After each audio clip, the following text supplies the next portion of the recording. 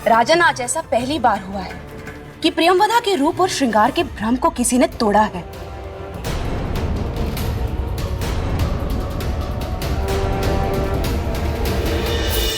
अद्भुत देवी, ये एक सच्चे पुरुष का ही चरित्र था जिसे कोई अन्य स्त्री छू भी नहीं सकी। सत्य कहा आपने राजन। परीक्षा मनुष्य के भीतर छुपी योग्यता को बाहर ले आती है। कुछ ऐसा ही हुआ सम्राट विक्रमादित्य के साथ। उस प्रियंवदा की परीक्षा सम्राट विक्रमादित्य के चरित्र के गुण को बाहर ले आई और वे उस परीक्षा में सफल भी हुए। देवी, मुझे बार बार ऐसा क्यों लग रहा है कि आप मेरी परीक्षा ले रहे हैं? मान लीजिए यदि ऐसा ही हुआ तो आप परीक्षा में हो जाएंगे असफल, क्योंकि आप कोई मेरे मित्र विक्रमादित्य की तरह महान थोड़े हैं। राजन, क्यों अपने बने बनाए सम्मान को धूमिल कर रहे हैं? आप कह दीजिए कि आपने हार मान लिया और अब आप उज्जैनी लौट जाएंगे। हाँ राजन, आपका प्रश्न ये था कि कहीं ऐसा तो नहीं है कि मैं आपकी परीक्षा ले रही हूँ। मेरा जवाब ये है कि मान लीजिए यदि ऐसा ही है तो मैं इतना कहूंगा कि केवल रूप चरित्र की कसौटी नहीं होती, श्रृंगार से प्रेम नहीं होता। श्रृंगार से व्यक्ति केवल आकर्षित होता है और आकर्षण प्रेम का प्रथम अध्याय है। तो कहने का अर्थ ये है कि सम्राट विक्रमादित्य आकर्षित हो चुके थे उस प्रियंवदा पर? नहीं, परंतु प्रियंवदा के प्रेम निवेदन में असफल होने के कारण उनकी परीक्षा और भी कठिन होने वाली थी, क्योंकि प्रेम में असफल प्राणी किसी भी सीमा को पार कर सकता है। सत्य कहा राजन आपने। हमें शीघ्र ही इस लोक से बाहर निकलना होगा, परंतु बाहर जाने का रास्ता दिख नहीं रहा है।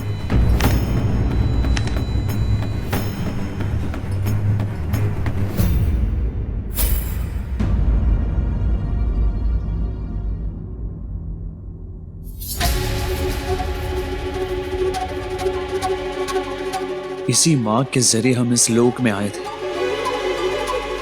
यही मार्ग हमें पृथ्वी लोक ले जाएगा।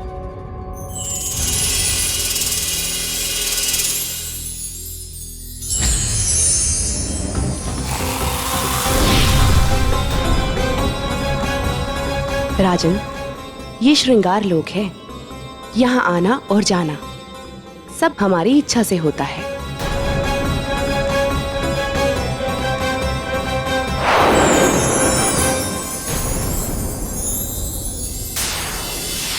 ये काम वासना का बाण है।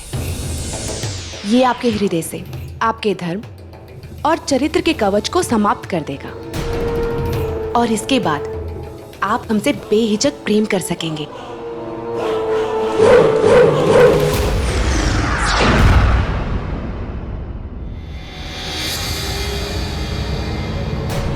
राजन, ये प्रेम बाण है। इसके लगते ही आप अपने मन मस्तिष्क से अपनी पत्नी की सारी यादें मिटा देंगे।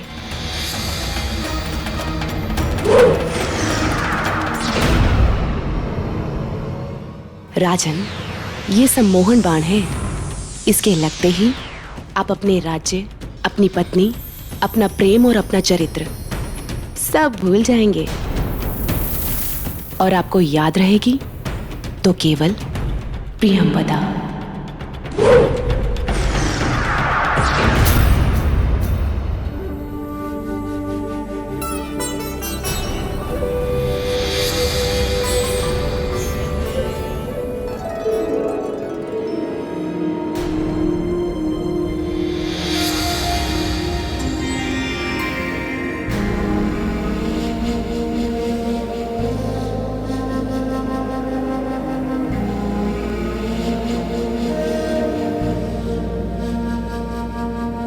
सम्राट, अब आपके चरित्र की सारी सीमाएं, आपके सारे बंधन टूटेंगे और आप केवल मुझसे बंध जाएंगे।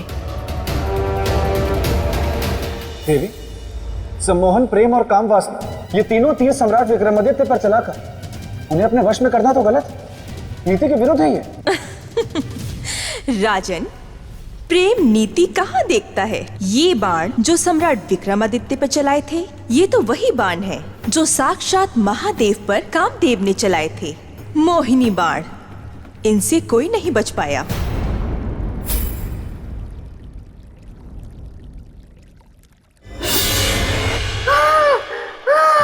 देवी की जय हो। देवी देवी, आप अनुमति दे तो आगे की कथा मैं सुना दूं? ठीक है, सुनाइए। धन्यवाद देवी। हाँ तो राजन, हुआ यूं कि एक बार मेरे मित्र विक्रमादित्य जब सो रहे थे तो उनकी नाक पर आकर एक मक्खी बैठ गई। बेताल, क्षमा देवी क्षमा, मैं भावनाओं में बह गया, इसीलिए ये कह गया। अब नहीं कहूंगा। हाँ तो राजन, प्रियंवदा अपने छल में सफल हो गई। उसने सारे तीर मेरे मित्र पर चला दिए और ऐसा लगा कि उन तीरों का असर मेरे मित्र पर हो गया है।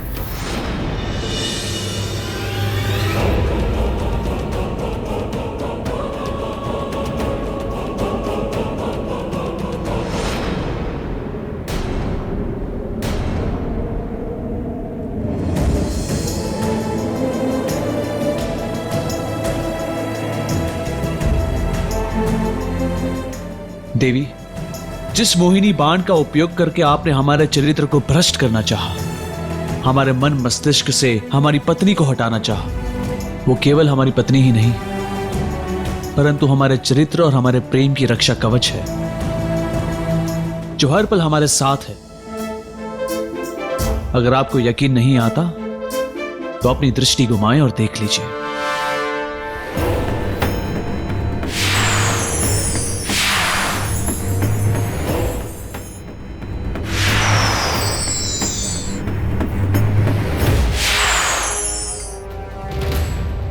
नहीं, ये नहीं हो सकता। किंतु यही सत्य है देवी, और सत्य को झुठलाए मत। कृपा करके हमें पृथ्वीलोक का मार्ग बता दीजिए। अब मैं आपको रोकूंगी नहीं, चले जाइए, मार्ग सामने है।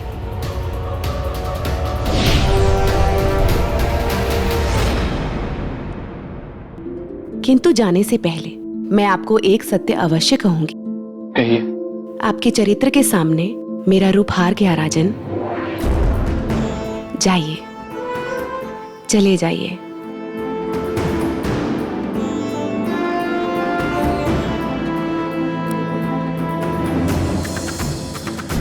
और इस तरह रानी प्रियंवदा हाथ मलते रह गई। देखा मेरे मित्र का चरित्र?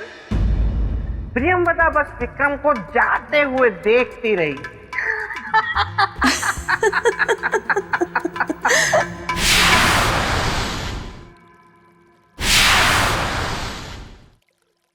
रूप की रानी प्रियंवदा और इतनी विवश। अब यही तो विडंबना थी राजन। देखिए ना, ये है कामदेव के 3 अपराजित तीर, श्रृंगार, प्रेम और काम, जो सम्राट विक्रमादित्य के महान चरित्र के आगे पराजित हो गए। और रानी प्रियंवदा परेशान।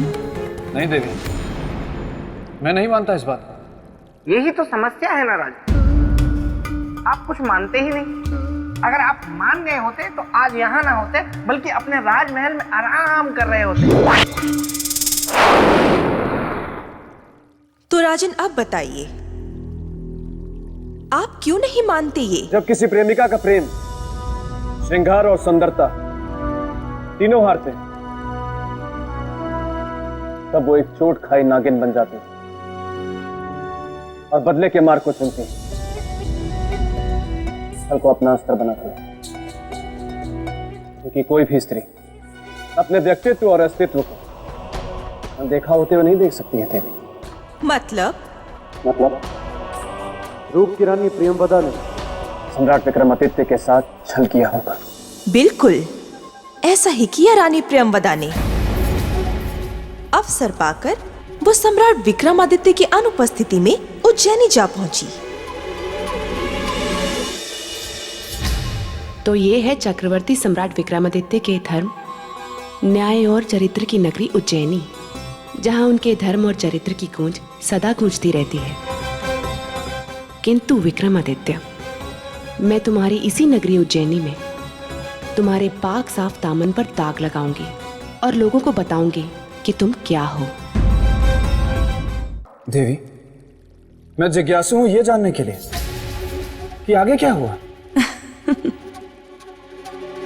उस प्रियंवदा ने ऐसा रूप धरा कि उस रूप की रोशनी ने सब कुछ हला।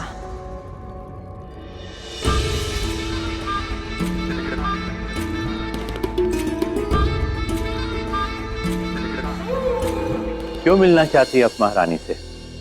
प्रयोजन क्या है मिलने का? ये बात केवल हम महारानी से कहेंगे, किसी अन्य से नहीं। तब तो आप महारानी जी से नहीं मिल सकती हैं। ये एक सन्यासिनी का अपमान है और याद रखिएगा, इसका परिणाम आपको भुगतना पड़ेगा। अलग निरंजन।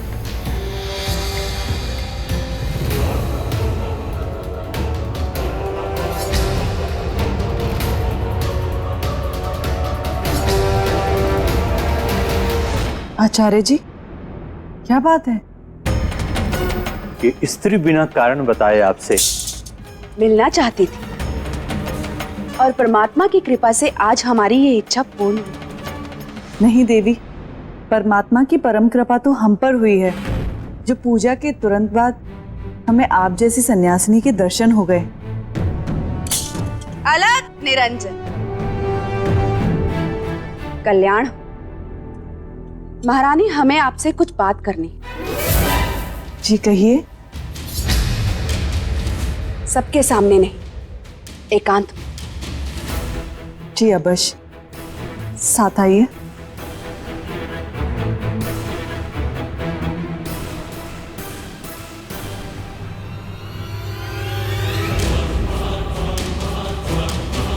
राहु काल में एक अपरिचित इंसान का महल में प्रवेश।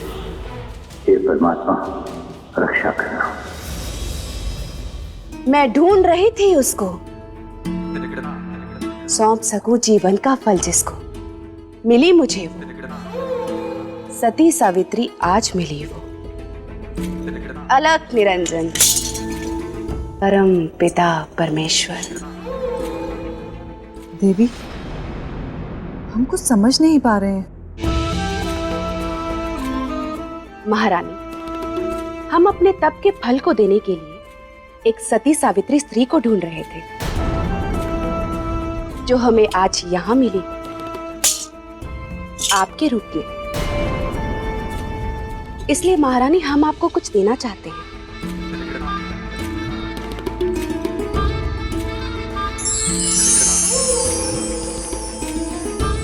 महारानी, हमारे तप के इस फल को ग्रहण कीजिए।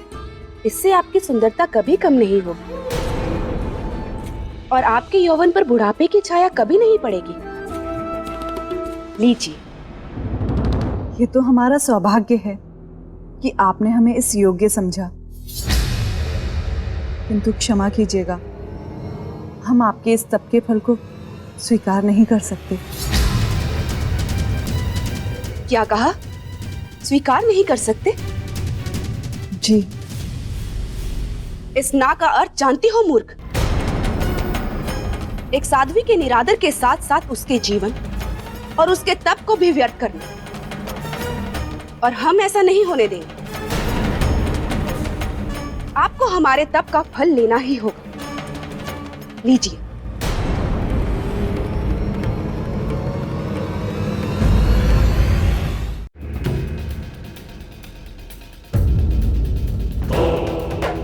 ये प्रश्न कुंडली बताएगी उस सन्यासिनी के आने का उद्देश्य।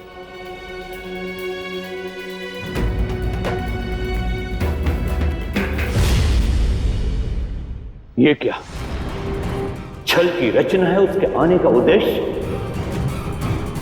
अनर्थ, घोर अनर्थ।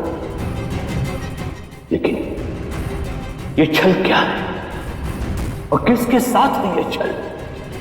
देवी, हमारे कारण आपका तप और जीवन दोनों में से एक भी व्यर्थ नहीं होगा।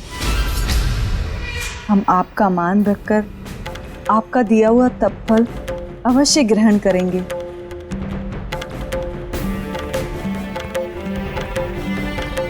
क्या बात है देवी, आपकी आंखों में आंसू? कुछ नहीं। कुछ तो है, बताइए ना। हमने भी तो आपकी बात मानी, तो क्या आप हमारी बात नहीं मानेंगे? कहना शोभा नहीं देगा और हम आपकी दृष्टि में गिर जाए। कभी नहीं।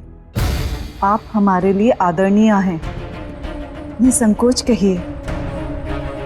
आज आपके रूप और सौंदर्य को देखकर हमारे मन में एक भावना जागी।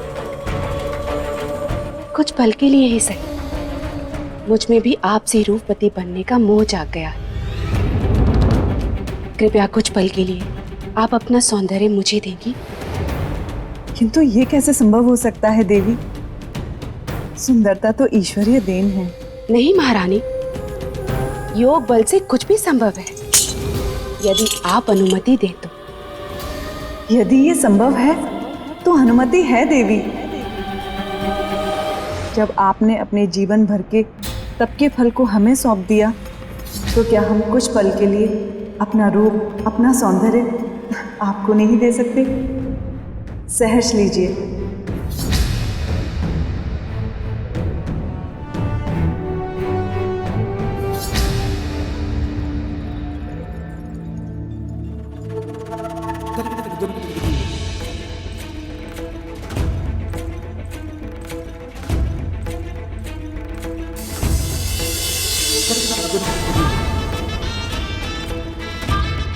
सम्राट विक्रमादित्य, अब देखिए आप अपने चरित्र के बल का हरण। समाप्त हो जाएगी आपकी शक्ति आज से।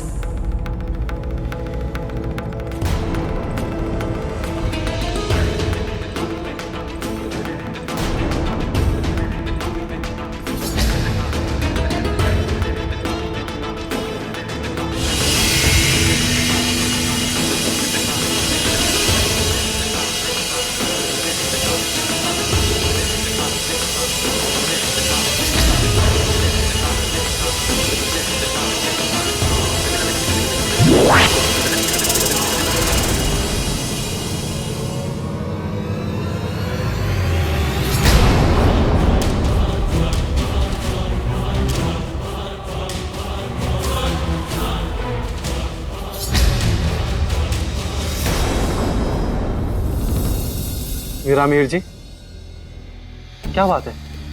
मुझे अचानक बुलाने का कारण? सब कुशल तो है ना? नहीं सेनापति, आज महारानी से मिलने एक सन्यासिनी आई है। ये तो शुभ ही हो गया। साधु सन्यासी का सत्संग तो सद्गुण का संकेत। परंतु वो सन्यासिनी सच्ची सन्यासिनी नहीं है। यदि ऐसी बात है तो हम चलकर उसे पकड़ लेते हैं।